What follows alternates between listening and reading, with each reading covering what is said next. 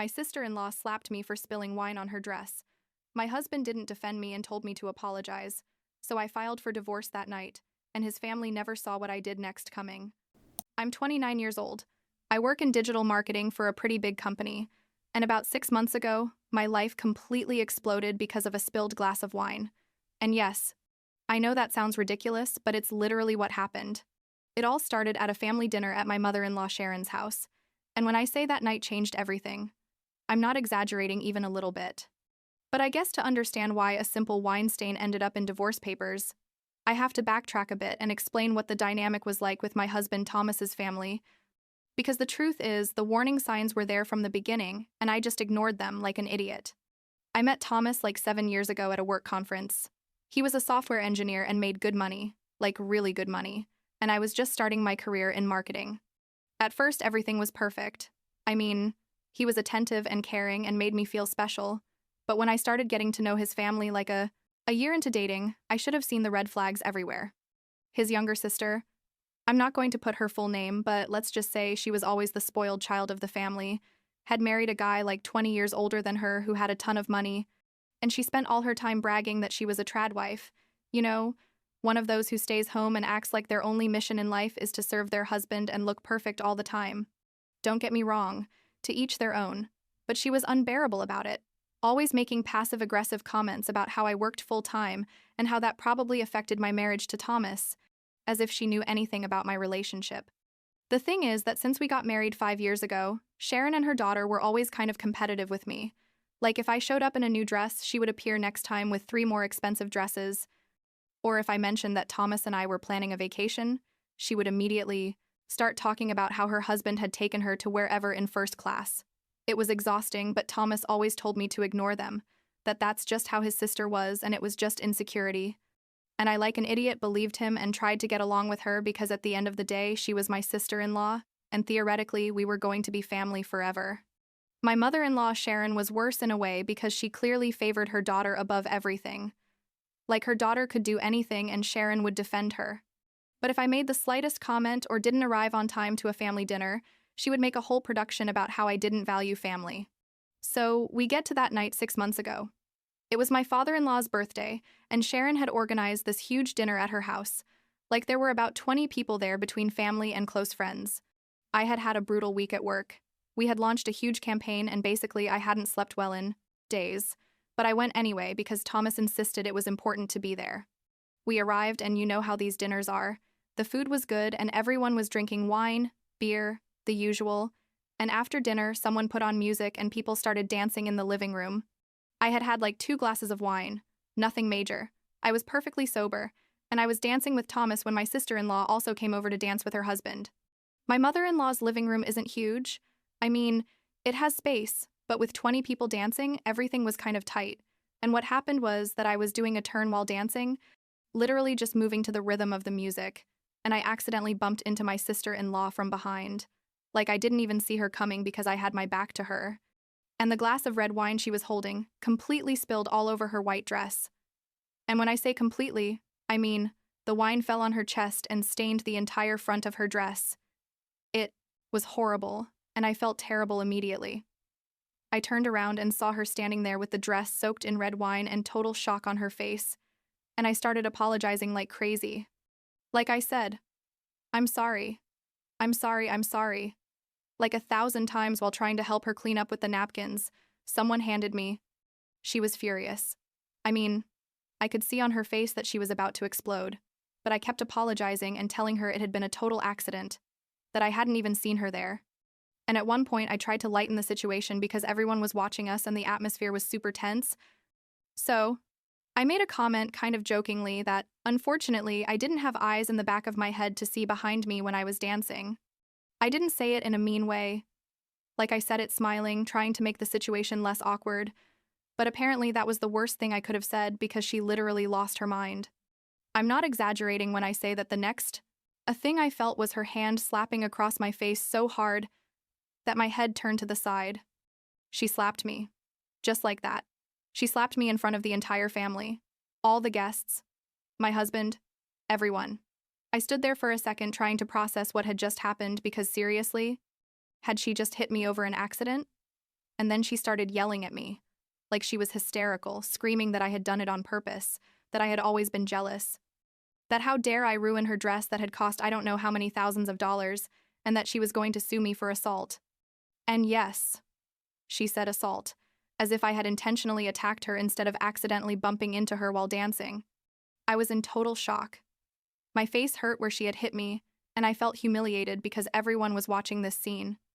And the only thing I could think was that Thomas was going to intervene any moment, that he was going to tell his sister to calm down, that he was going to defend me. But he did nothing. Literally just stood there, staring while his sister yelled at me and insulted me.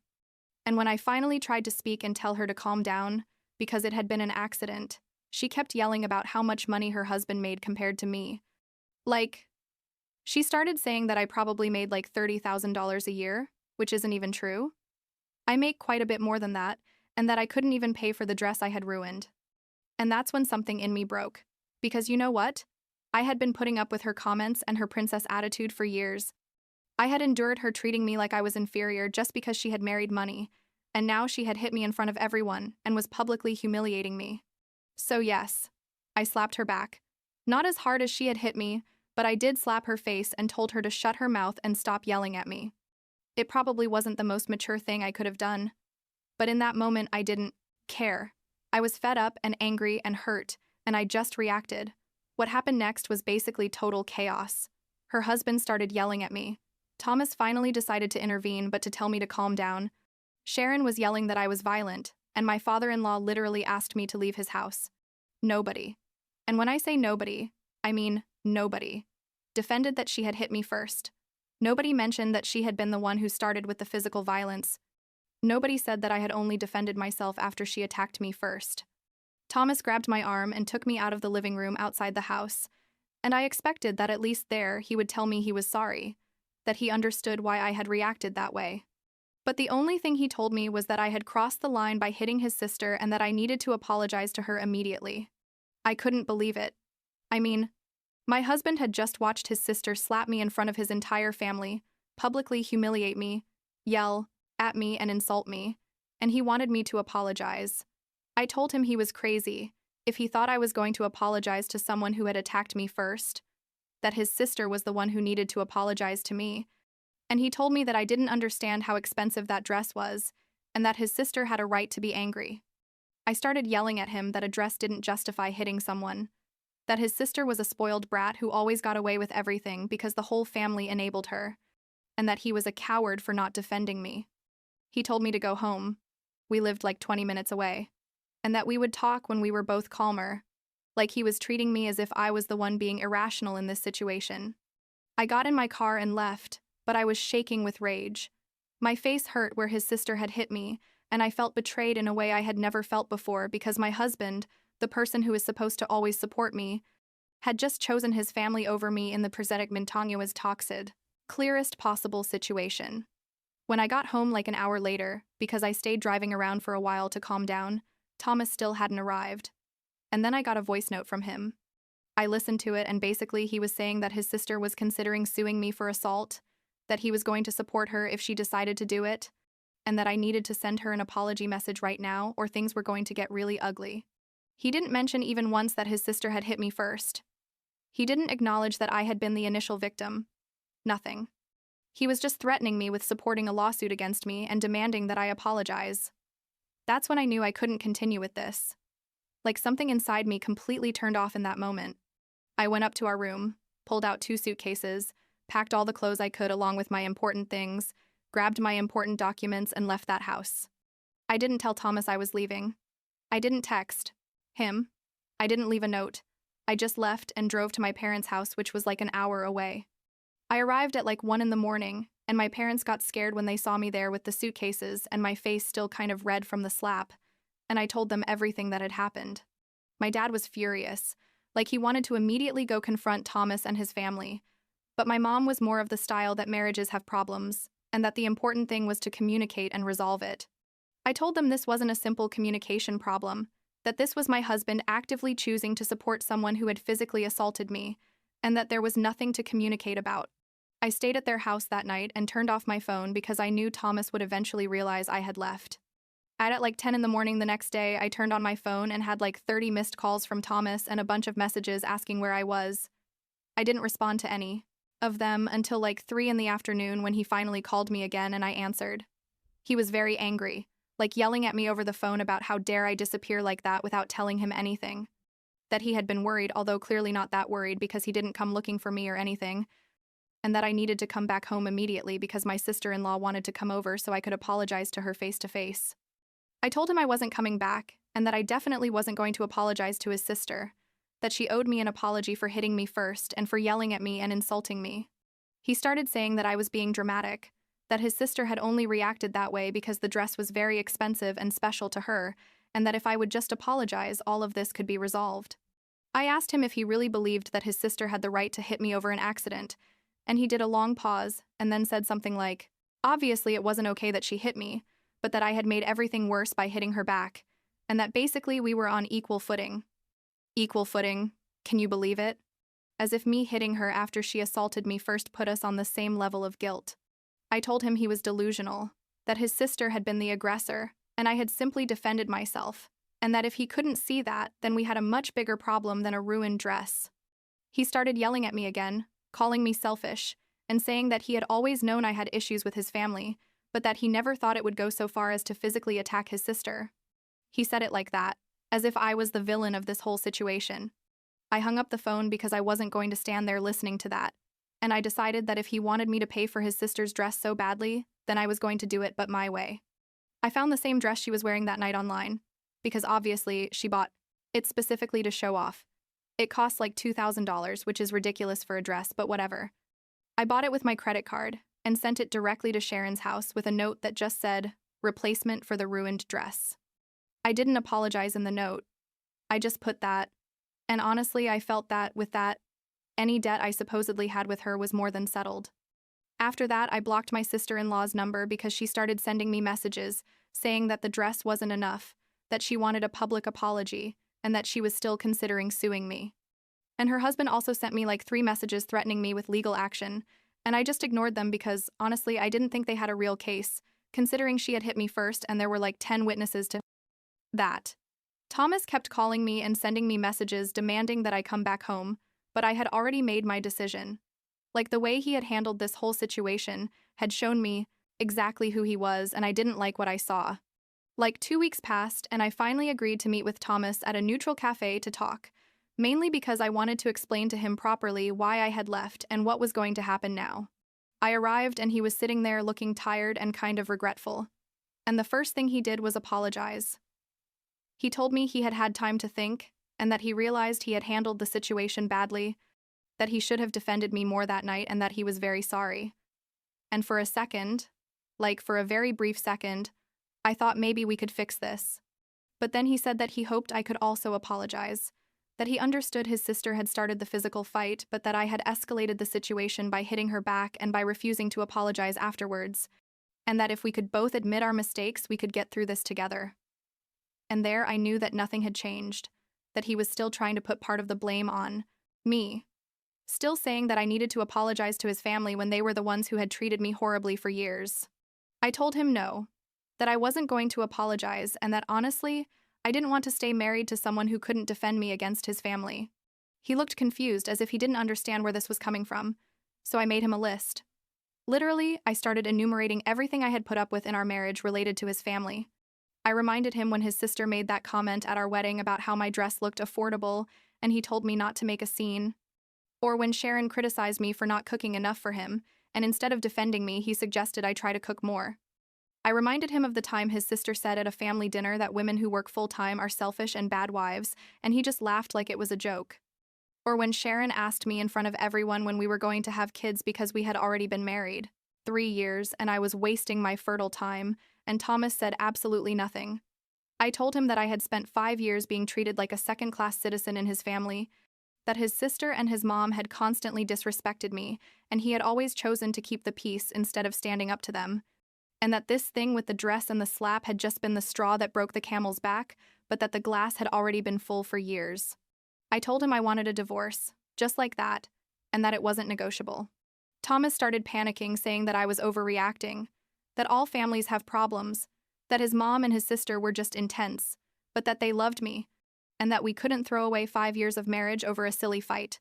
I told him it wasn't a silly fight, that it was the result of years of him prioritizing his family's feelings over my dignity and respect, and that I deserved better than that.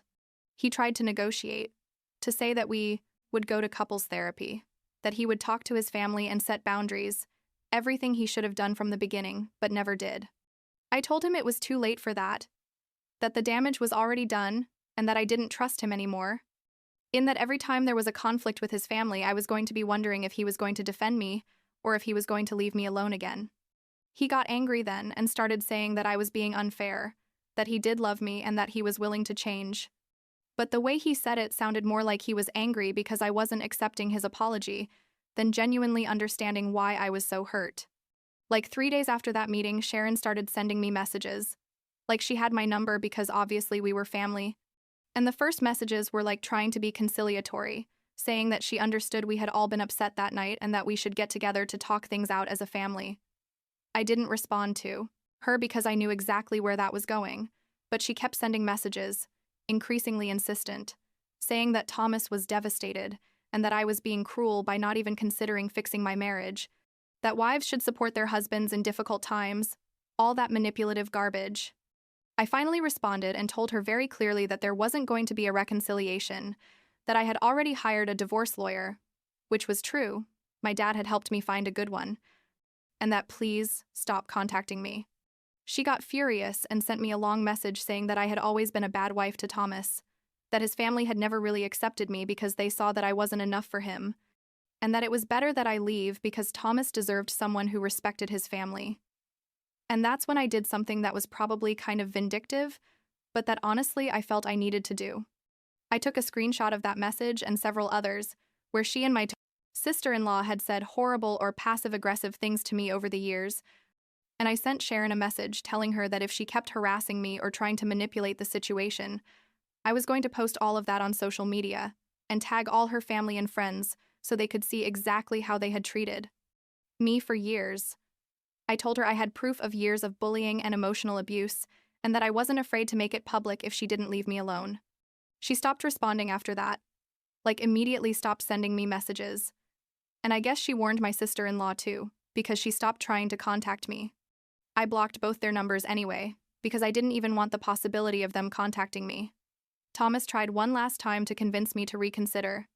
He sent me like a long letter in the mail to my parents' house, where basically he said that his family had agreed to apologize to me if I agreed to apologize to them and that we could start over. But by that point, I was so emotionally disconnected from the whole situation that it just made me sad, more than anything else. The divorce process took like 4 months total. We didn't have kids, thank God, so that made everything simpler. And we divided assets relatively equitably, although he tried to fight for some things at first, but eventually his lawyer made him see there was no point. It's been like a month since the divorce was officially finalized, and honestly, I feel lighter than I've felt in years. Like, I hadn't realized how much emotional weight I was carrying from trying to be accepted by that family and from trying to make a marriage work with someone who fundamentally didn't value me enough. I still live with my parents while I look for my own apartment. I've been seeing a therapist to process everything that happened and to understand why I put up with that toxic dynamic for so long.